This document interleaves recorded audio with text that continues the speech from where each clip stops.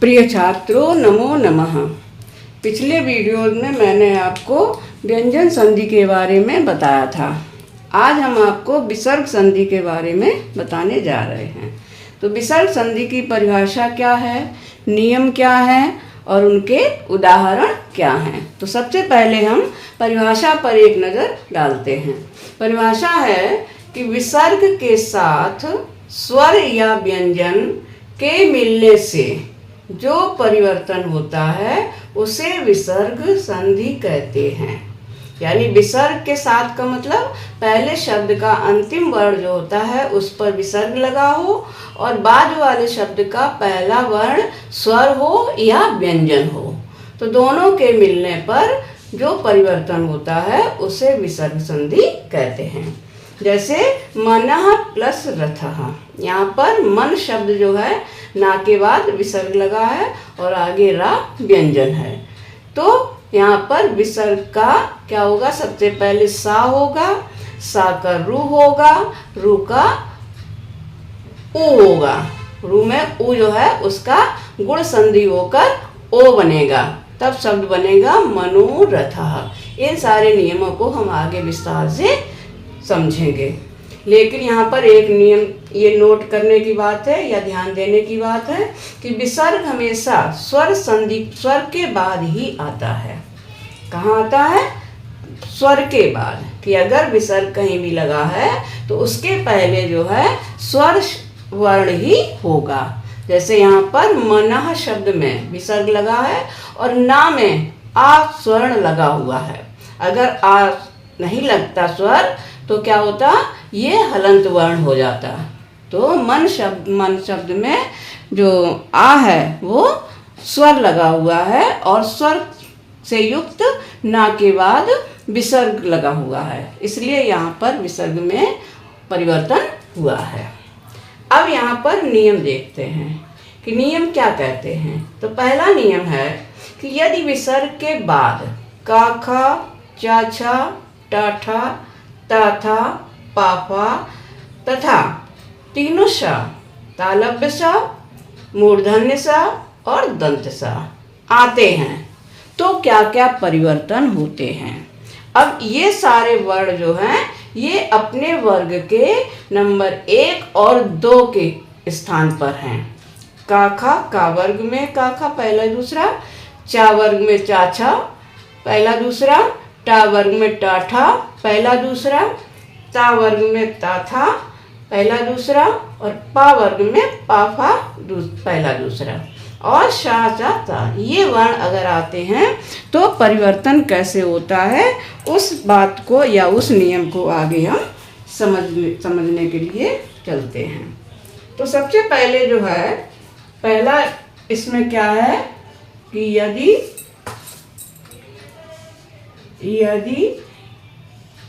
विसर्ग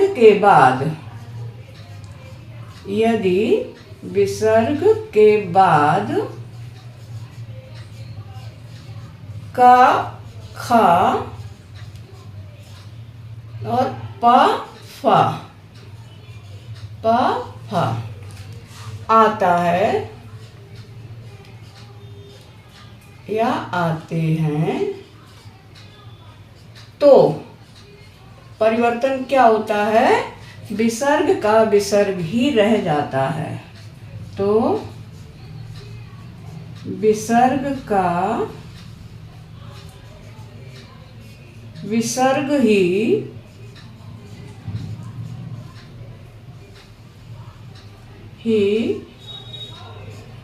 रह जाता है।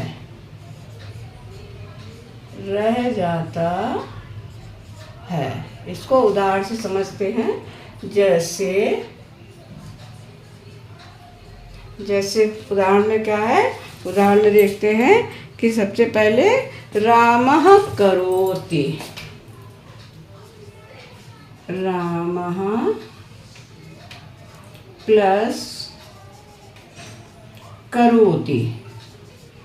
अब यहाँ पर देखिए कि का जो है ये अपने वर्ग का पहले नंबर का वर्ण है और इधर विसर्ग है, माँ में स्वर भी लगा हुआ है। तो यहाँ पर का होने के कारण यहाँ पर विसर्ग में कोई परिवर्तन नहीं होगा। तो शब्द बन जा केवल प्लस का चिन्ह हट जाएगा, तो शब्द बन जाएगा रामः करोति। रामः करोति, ये आपका शब्द बन जाएगा। इसमें आगे और भी उदाहरण देखते हैं क्या है। दूसरा उदाहरण है हरि प्लस खादति। हरि में विसर्ग है और यहाँ पर विसर्ग में ई की मात्रा लगी अर्थात स्वर भी लगा है, लेकिन खा अपने वर्ग का दूसरे नंबर का वर्ण है, इसलिए इसका खा विसर्ग का विसर्ग ही रहेगा। तो शब्द बनेगा हरि हरि खादति। जैसा कि हमने बताया कि यदि का खा और पाफा ये चार वर्ण ऐसे हैं कि अगर ये आते हैं विसर्ग के बाद तो विसर्ग का विसर्ग ही रह जाता है। ये आपका नियम पहले था। दूसरा नियम देखते हैं। नंबर 2 नियम है कि यदि विसर्ग के बाद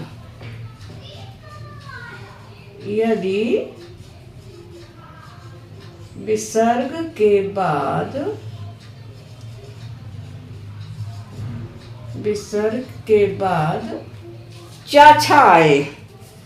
क्या है? चा और छा। चा छा, चा और छा आए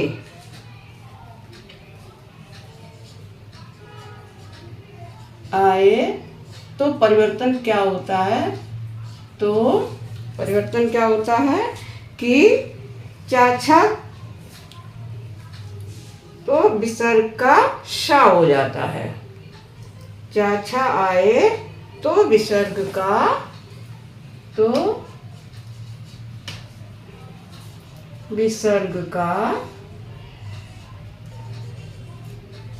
शा हो जाता है। शा हो जाता है। शा कब होता है? जब विसर्ग के बाद चा या छा आता है। उदाहरण देखिए, चा छा का उदाहरण हम आपको दिखाते हैं या बताते हैं कि भानु प्लस छलति। भानु प्लस छलति। यहाँ पर विसर्ग का ये वाला शा हो जाएगा। भानु, अब यहाँ पर विसर्ग का शा होगा क्योंकि आगे छा है तो विसर्ग का शा जो है वो आधा ही होगा। यहाँ पर अगर स्वर होता तो उसमें मिल जाता, तो यहाँ पर ये शा हो जाएगा। भानुष होगा। क्या होगा? भानुष। और आगे छलति। ये एक चा और छा का उदाहरण है कि यदि विसर्ग के बाद चा छा से कोई शुरू होता है शब्द या शब्द के शुरू में चा या छा आता है तो विसर्ग का शा हो जाता, और ये शा जो होता है इसमें व्यंजन संधि का भी प्रयोग होता है। तो ये शब्द बनता है भानुष छलति। एक और देख लेते हैं, चा का छूटा, चा का देख लेते हैं। रामः चलति। यहाँ पर चा छा दोनों वर्ण मिल गए, शब्द बन जाएगा रामश चलति। रामस चलति।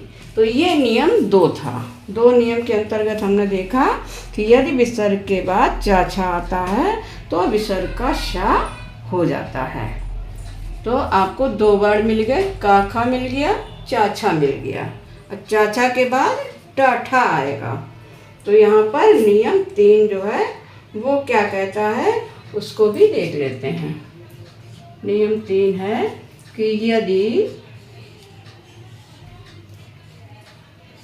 विसर्ग के बाद, नियम बहुत हैं लेकिन हम आपको मुख्य नियम के बारे में बताएंगे। यदि विसर्ग के बाद ट या ठ आता है तो विसर्ग का मूर्धन्य सा हो जाता है, मूर्धन्य सा हो जाता है।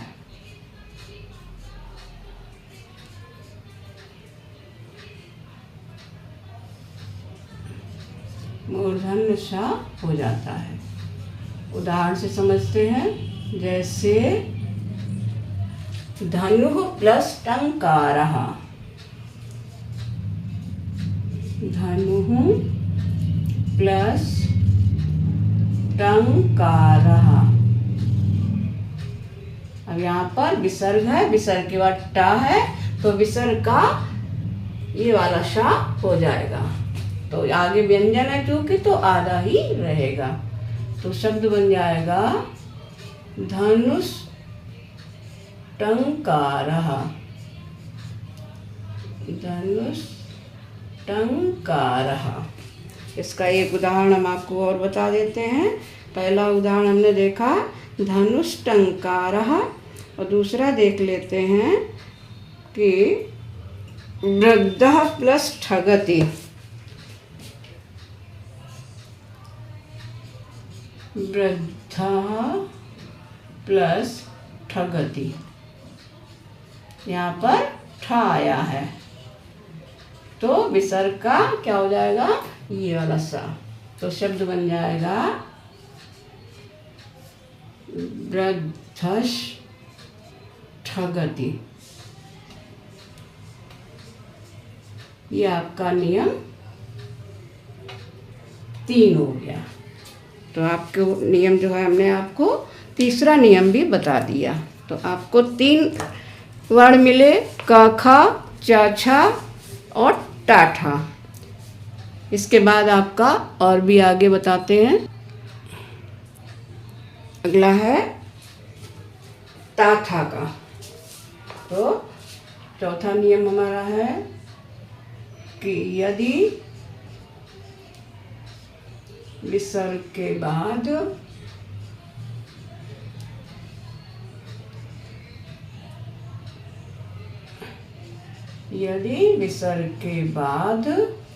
क्या आता है, ता और था आता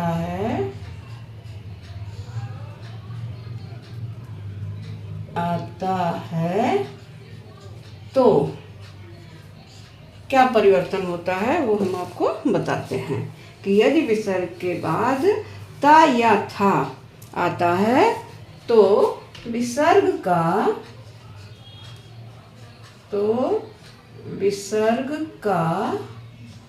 सा, कौन सा सा, दंत्य सा, ये दांतों से उसका उच्चारण होता है, तो विसर्ग का सा हो जाता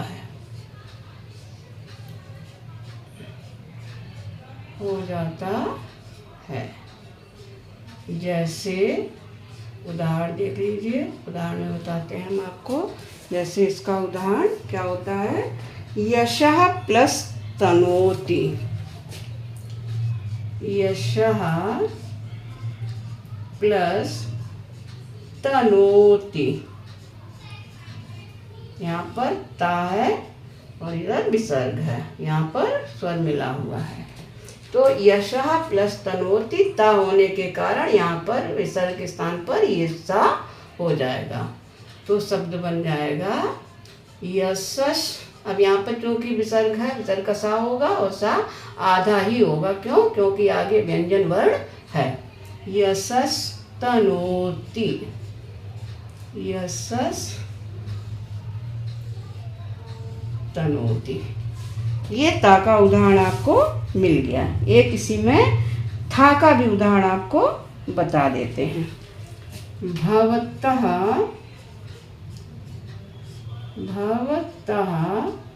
थूत्कारः, इसके एग्जाम्पल कम मिलते हैं, लेकिन मिल जाते हैं।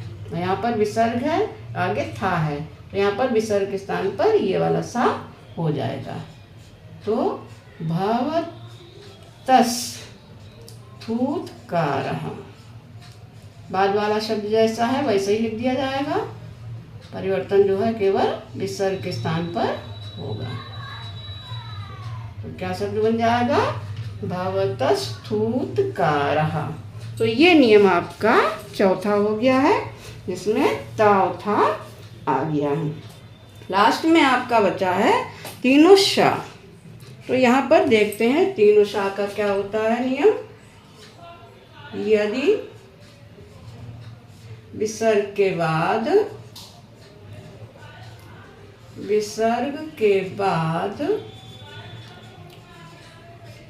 तीनों शा आ जाए, सा सा और सा, विसर्ग के बाद ये शा आते हैं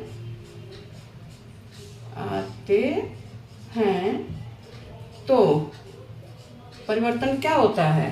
तो वैकल्पिक होता है ये। तो विसर्ग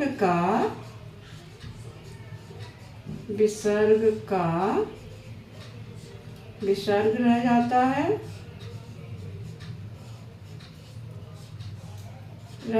है,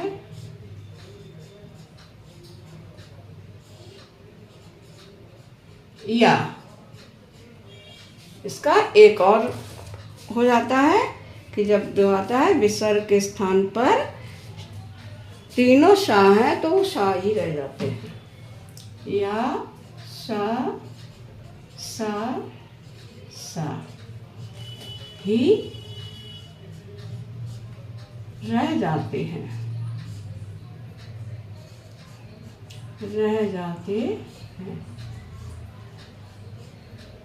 इन्हें उदाहरण से और समझते हैं। जैसे एग्जाम्पल आपको बता रहे हैं कि उदाहरण देखते हैं। पहला उदाहरण है रामः प्लस शेते। यहाँ पर विकल्प से सारे उदाहरण मिलेंगे, सारे उदाहरण विकल्प से बनेंगे। तो पहला शब्द बनेगा रामः शेते, जिसमें प्लस का चिन्ह हट जाएगा। दूसरा शब्द बनेगा रामश्शेते, जिसमें शा का शा रह जाएगा।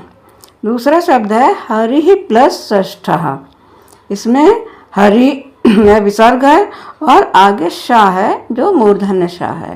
तो यहाँ पर भी दो शब्द बनते हैं। हरिः षष्ठः, इसमें प्लस चिन्ह का हट जाना है, और हरिषष्ठः, यहाँ पर शा रहेगा।